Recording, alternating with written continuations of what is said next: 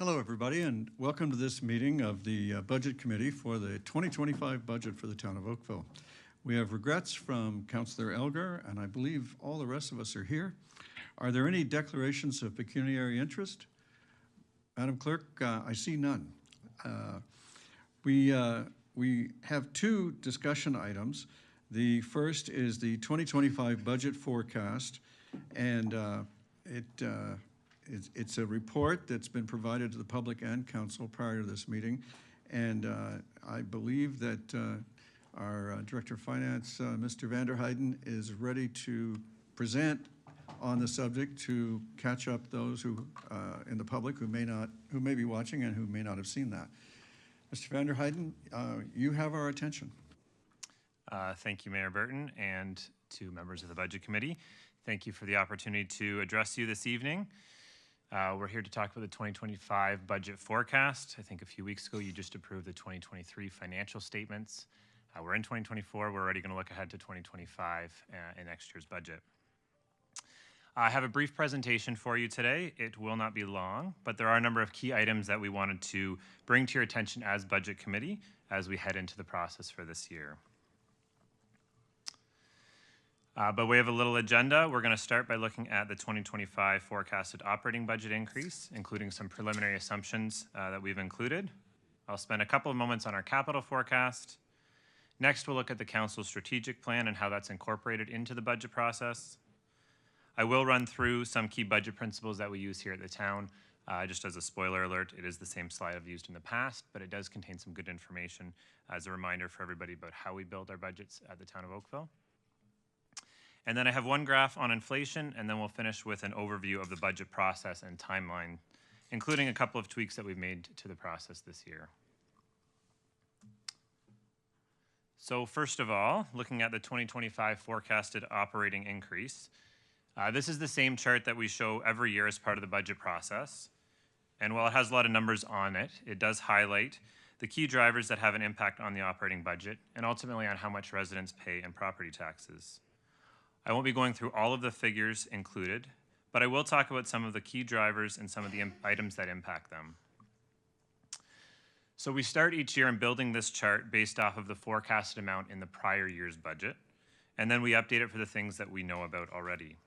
So to start with, our first driver is inflation and inflationary impacts, and this is where we incorporate the impacts of inflation on both our costs and on our revenues. The town's single largest expense in our operating budget is for personnel costs, and so our updated figures reflect increases for negotiated and expected labor contracts and benefits. We've also included in this line items that have inflationary pressure on them, such as contracted services related to insurance, vehicles and the maintenance on those vehicles, and other contracts that we have, such as maintenance in our facilities, our parks and trails, as well as software maintenance. The next line up are our capital and growth impacts. Each year we have operating impacts due to new growth, as well as impacts due to the capital projects that we undertake. For 2025, this is a significant driver, as we have new costs to operate the new community center and library at 16 Mile. We have software maintenance for both Microsoft 365 and our new tax software. And we have increased transfers to the transit equipment reserve for electric buses. We do have incoming revenue to help offset some of these costs, which I'll touch on in a moment. Skipping down a couple of lines to the one entitled Annualization of 2024 Approved Items. This line refers to the remaining impact of items that were added in last year's budget. As a reminder, some of the items that we add to a budget are not fully realized in that year, and the remaining impact is pushed then into the next year. So for example, if we've added a position into the budget and it starts July 1st, we have to incorporate the impact of filling that position from January to the end of June. In our 2024 budget, positions were added to both maintain the same level of service and to address some corporate objectives, and this figure represents the remaining impact of those additions. Our fifth item down is actually a negative. This is prior year's assessment growth, and this indicates that it's actually additional revenue coming into the budget to help reduce the impact to the tax levy. Growth in our assessment never perfectly matches the timing of our increases in costs. However, we do try as much as possible to match them to avoid fluctuations in the tax levy increase. In previous years, we have had extra growth that was not required, and therefore we saved it for when we knew there would be operating impacts, specifically the opening of the new community center at 16 Mile. This helps to soften the blow of adding all of the new operating costs of a new community center in 1 year. Finally, the last item in the first part of this chart is our annual capital levy of 1%, which we have had consistently for many years and is very important in supporting our asset management plan. I would like to briefly touch on those 2 rows that are in yellow on this chart. If you recall, during COVID, our transit ridership took a significant hit, and that reduced the revenue that we earned for transit.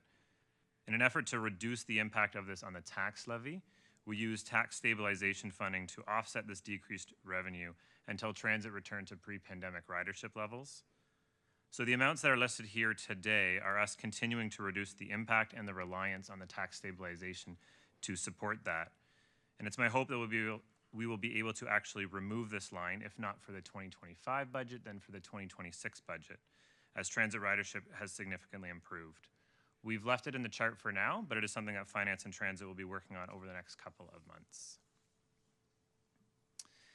And then lastly, I'd like to say a couple of things about assessment growth, which is the next section down on the chart.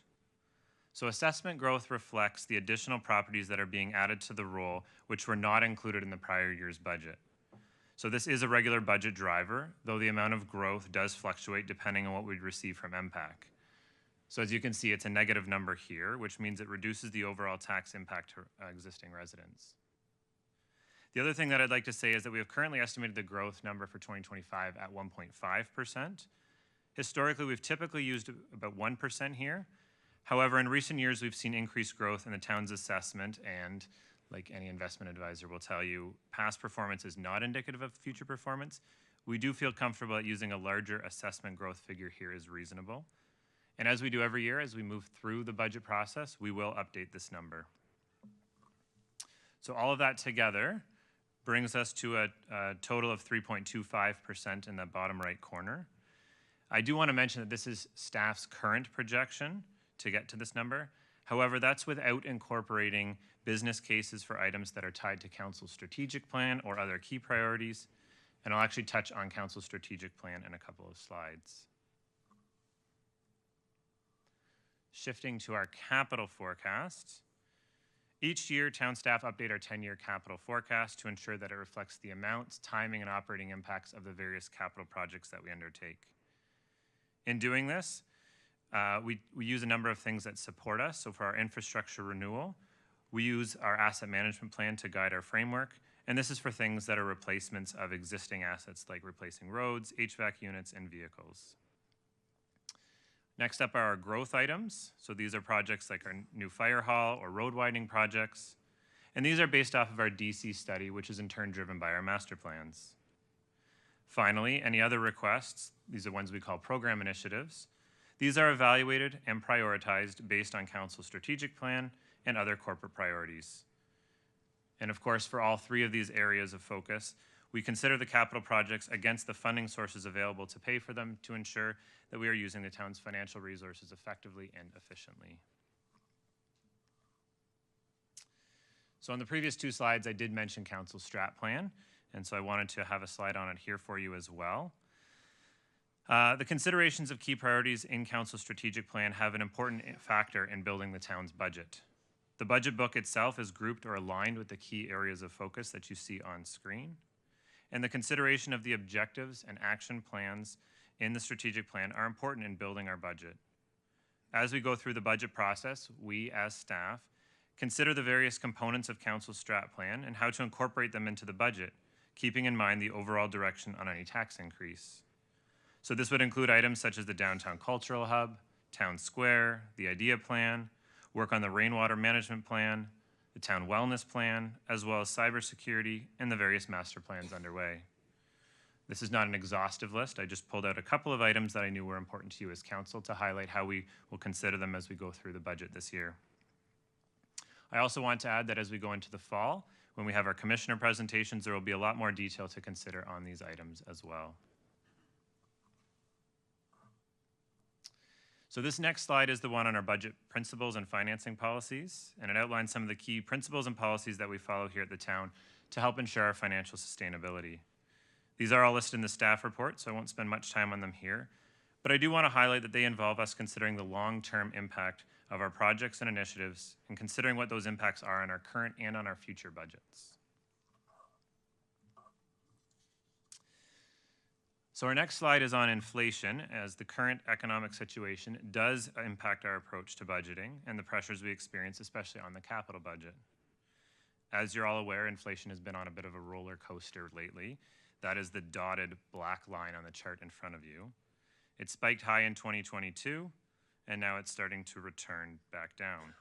And while it's not down to the levels that it was in the 2010s, it has stabilized, which should hopefully help us with some of the pressures that we are seeing in our contracts and on our capital projects. This chart also shows the town's tax bill increase in blue. So as you can see, we have historically stayed quite close to inflation, albeit with a bit of a lag at times. And you can see that in the past couple of years, we've been far below inflation and are now playing a bit of catch up. This creates a difficult environment in which to budget, as inflation pressures being experienced by the town need to be considered alongside of the impacts on household budgets with raising taxes. I am confident that we will be able to work together through the budget process to find the right balance. So to help visualize our current situation and to expand on this a little bit more, I've got 2 extra slides based on that first chart. So the first one is this one here, where we've added a couple of extra lines for 2025. We've extended the inflation line based on the Bank of Canada's forecast. But we've also added a red dotted line to show where we are currently sitting before considering any of the additional key priorities.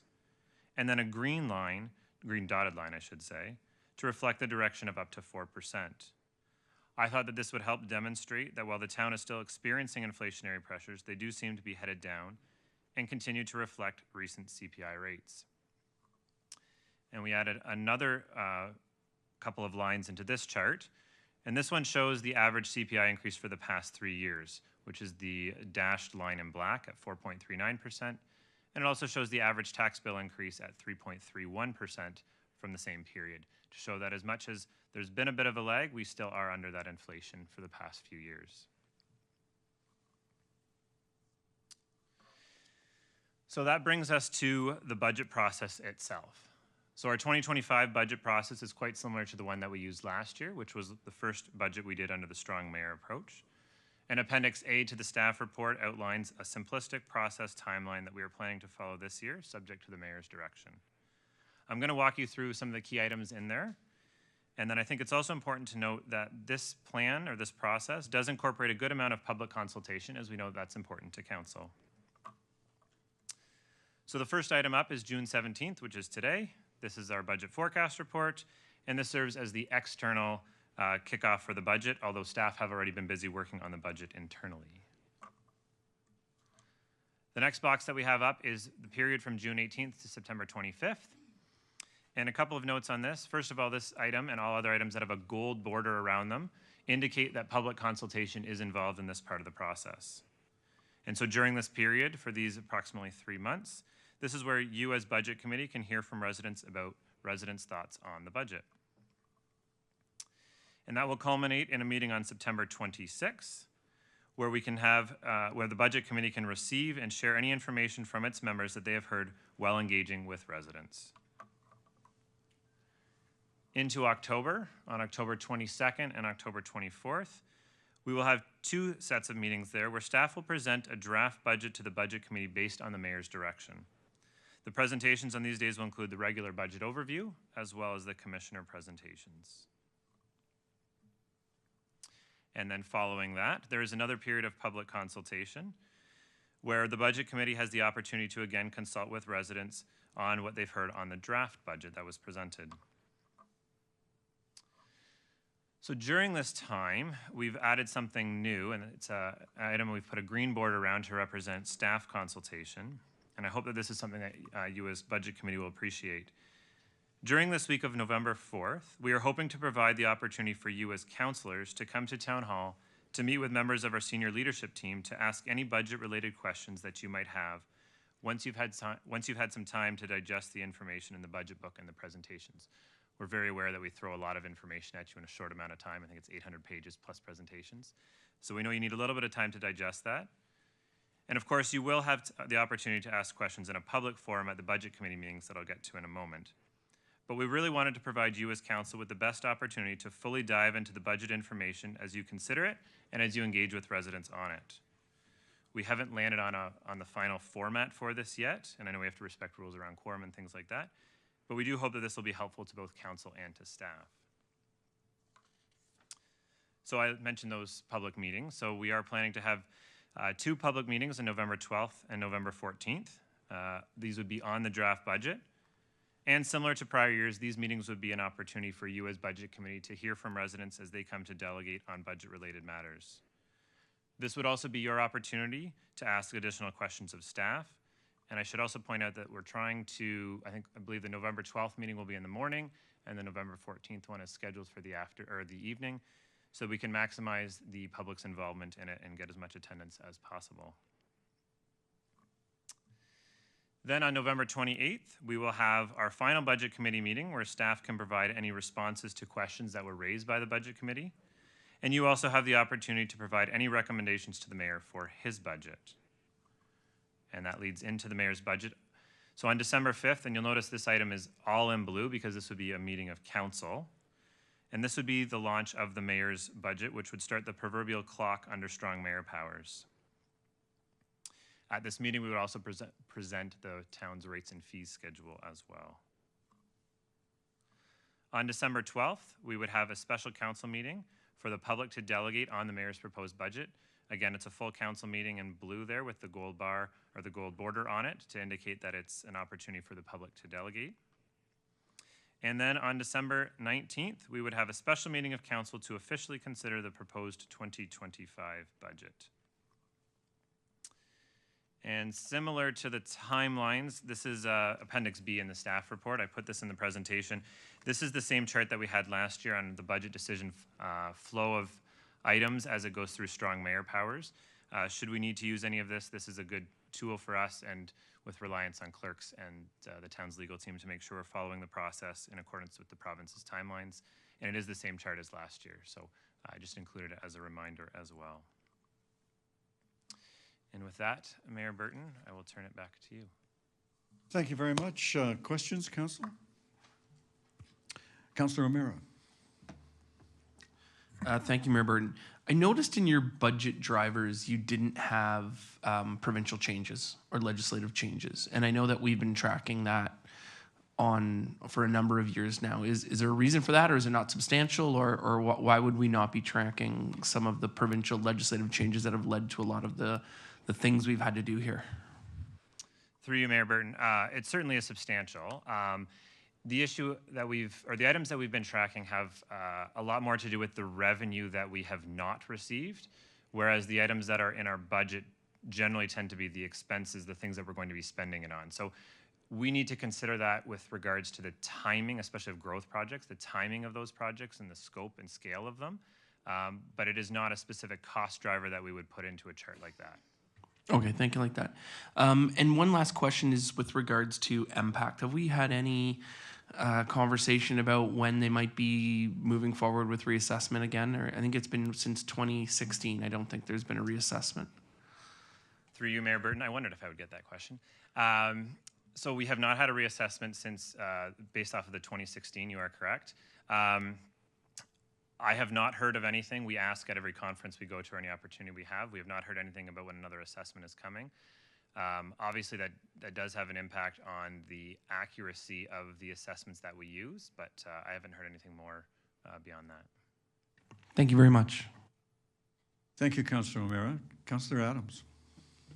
Thanks very much.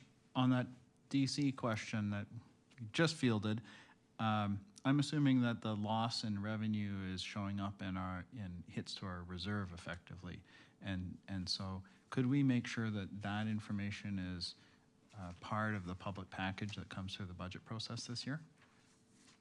Through you, Mayor Burton, absolutely. We do a reserve report each year, and we can make sure that's reflected in that report. Great, thank you. Because I think that's part of the effort at making this a transparent process and telling the public what's happening to that money. So then the other question I had for you was really with respect to the next part of the meeting. And so, Your Worship, I wondered, are we dealing with both 5.1 and 5.2 together, or how do you want to deal with that?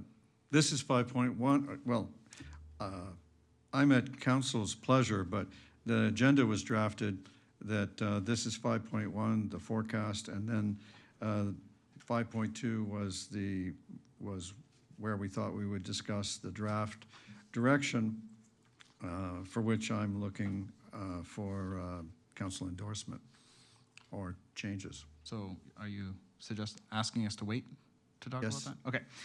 Then the only other question I have for our staff then is with respect to the broad directions that we've got in the materials.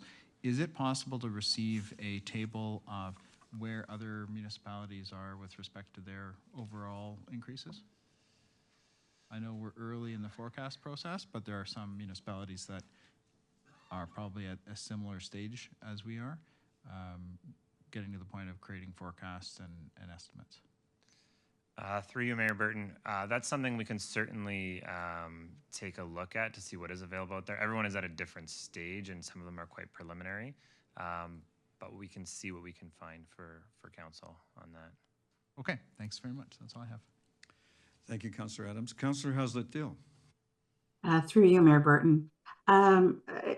Could you just help me understand? My brain's a little foggy because of my cold, but I heard you say the master plan was going to be incorporated into those expenses in some format. And I would hope they would be. We just had a recent community satisfaction report, and it identified opportunities that we have as a town. And I'm wondering how actions to address those opportunities would be incorporated in the budget or shown to us as opportunities for consideration. Through you, Mayor Burton. So I think there's a couple of different things there. So for one, on the master plans, part of the process we go through each year is to evaluate our growth-related projects, which are driven by our DC study, which are driven by our master plan. So the fire master plan has gone to council. So that is one that we will be taking back as we build out this year's budget to consider what those impacts are. Operating capital, growth, not growth. Those will be things that we certainly talk about and actually already have internally talked about. As it relates to the citizen satisfaction survey, I think that as we go through each program and through the way we structure our budget is based off of programs. So if there are key themes coming out of our citizen satisfaction survey, those would be reflected in those programs about things we consider. I'm trying to think, there's not a specific mechanism to do that, but I think it is the sort of thing that we do hear about and we work in, especially in line with council's strat plan and things that line up with that. I think that's really important to drive where our direction goes on certain items. Well, I leave it for your consideration because we go to an extensive effort to get feedback. It identifies opportunities for us this round, more so than before. And our investment in community, while it absolutely should line up with master plans and our asset management plan, et cetera, they're at the grassroots of what the concerns are. And even if we can identify it in some of the presentations to say these were areas of opportunity that came through the citizen satisfaction survey, it shows we're listening, B, we're taking some action on their feedback, which I think is what we're here to do. Thank you. Thank you, Councillor Haslett-Deal. Councillor Chisholm. Thank you, Worship. Just a quick question with respect to user fee policy, Jonathan. Is it possible, I read that thing and I go brain dead after reading the rates and fees. It's so tedious with all the rates and so forth. Is there a possibility of isolating or the ones that are the variances way extreme, so we have some justification why they've changed, whether it be the program's changed in its work, whatever. I just sometimes I get so frustrated looking at the fees and saying, it doesn't make sense. But the ones that have variance, like say if it's $100 and now it's $250, can we have some clarity on that just to understand why we're making those adjustments? I know I might be in the weeds a bit, but sometimes it does help to understand what we're doing. Thank you. Thank you, Councillor Chisholm. Anyone else? How about a motion to receive? Councillor Shi, thank you. Any objection? There being none, that carries. Thank you, Councillor Shi. Now, the draft mayoral direction to staff regarding the preparation of the 2025 annual budget, as last year, it's my hope to strike a direction that council can support, and Director Vanderheiden has already shown you the, I guess you could say, the chart calculation of how we came to that. I know we invested a lot of our time and energy into the council strategic plan for this term, and I listen, and I'm aware of quite a few projects that members of council are keen to see happen, and so it was my suggestion that if we set the direction at 4 instead of 3 1/4, there'd be some room for meaningful progress on the strat plan, and still signal to the community that we're going to trend down in terms of tax increases. Mr. Vanderheiden, did you have anything more to add on this section? Through you, Your Worship, I think you did a good job of articulating that. I think that one chart, that inflation chart showing the extra lines that we've added, both the green and the red ones, to show where we are and where we might be, along with the 3-year trend, would be is helpful for that conversation. Okay. So, council, discussion, questions? Councillor Adams. Thanks very much. 2 questions for you. Can or would the material that comes back show how we're responding to the citizen survey issue around affordable housing? Since that was, I think, the #1 issue that came up in the survey. I think we'd be interested in seeing that. And then the second is, can we break out the additions going up to the 4% point so that council has the ability to consider what point it might want to cut off the number, if it wants a different number at some later stage because of feedback that we receive. If we want 3 1/4, we want 3 1/2, we want 3.75. Maybe there are other things we want and we want to go higher, but whatever it might be, can we have it packaged in a way that it's easy to see? Yes, certainly. But the more interesting question is, what do you want to set the direction at? How much room do you want to give yourselves? I'm recommending 4 last year. If Mr. Vander, could you put the chart back up so I don't misspeak? But last year's tax increase was 4 1/4, 4 1/2.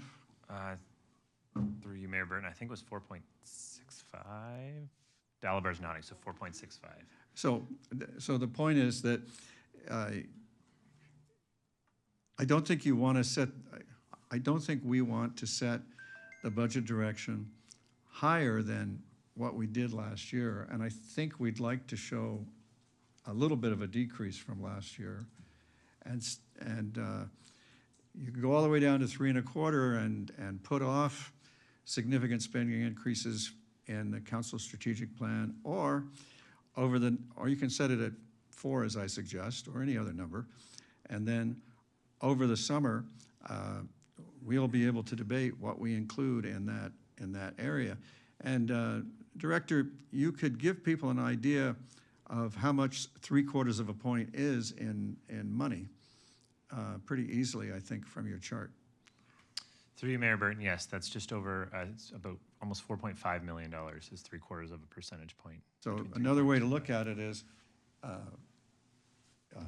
you're setting up an allowance of 4.5, basically $4+ million to implement things from the strat plan. And if you have a different number in mind, it will drive a different percent. So as you know, I'm always trying for the middle ground, and this is my nomination for a middling kind of approach. And your worship, I noticed that we haven't dealt with the regions piece of it yet, and so there's another part on the other side that might go up and down as well that we may wish to deal with later in the fall when we come back. Well, yeah, there certainly can be surprises from the region, but Absolutely. Thanks very much. Director, do you want to speak to the influence of the region on your 3 1/4? Certainly, through you, Mayor Burton. Actually, if we can bring the slideshow back up, then if I go back a couple of slides. So you can see the regions at the bottom of this chart. So as a lower tier municipality, we play one of the roles in setting the overall tax increase. So we're about 43%. The region is almost 38%, and education is 19%. So the number we've used in here is the number that was provided in their last year's projection for 2025. And at last conversation with them, it was still relevant. Again, it's very early in these conversations. But certainly, as the councillor pointed out, any increase or decrease that they have then does change that overall number. But the important part of what you said, if I heard it right, is that you've had discussions with them and you perceive them to be headed in that direction. Through you, Mayor Burton. Yes, very preliminary, though. I don't want to hedge them in on anything, but yes. Okay. So those of us with regional hats will have to keep, both hats working together as we drive towards a final result here. Councillor Hazlet-Thiel? My question just is, in the report, there's a reference to the town square, but it isn't in your direction. Does that mean that you are suggesting it would be a 2026? Because it is in the capital plan at this point, and I'd just like to get some clarity on that. Mr. Van der Heijden, you want to speak to the timing? Through you, Mayor Burton. So I think the town square is already in our forecast. I think that the desire to have the downtown culture hub specifically listed was because there's many components, and making sure that the details and the timing of getting those in our forecast is important to help us plan out, to make sure we're structuring ourselves well, to go back to my budget priorities, to make sure we're setting ourselves up for the long term. Right. The councillor, I think, wants to understand if there's an operational impact in 2025 as a result of your mention of the town square project, as opposed to the downtown cultural hub. Through you, Mayor Burton. Sorry, do you mind just to repeat that to make sure I understood that? So in the report, we mentioned the town square project. And as I understand Councillor Hazlet-Thiel's question, she's wanting to know if there's a 2025 impact on the operational or on any budget from town square, or is it still phased at 20? Where is it phased? Is it phased in 2026? Through you, Mayor Burton, I believe it's in our 10-year forecast slated for 2025. Okay. But I don't know the operational impacts off the top of my head. And the councillor and I were at a public meeting where some residents expressed an interest in the town square project slipping, or anyway, councillor, maybe you'd like to speak to the matter. Mayor Burton, your assistance was actually very helpful. I just want to understand, is the town square going to see a financial investment in 2025 budget, or is it going to be in the 2026 budget, which really tells us we won't see a development of the town square until 2026. Our understanding was it was 2025, but I know that it's moved in some ways because we wanted capacity to allow the rejuvenation of downtown. But I just wanted to get clarity because it is a number that's fairly significant. Well, that's right, and thank you for the reminder to everybody that there was feedback from the business community, from the BIA and others, that they'd like a little bit of a breather between construction projects. Can I put it that way? Well, that would be correct. All right. But they're ready to go, so we'd like to know whether or not we're gonna be, we're on the roster for 2025 or 2026. Good. Thank you, Councillor. Well, Council, let me see if I can get a motion to endorse the 4% budget direction. Councillor Lischina, thank you. Councillor O'Meara, thank you too. Is there any objection? Madam Clerk, there being no objection, the draft mayoral direction of 4% is endorsed by Council, and thank you very much, everybody. That completes the work of this meeting. I would like to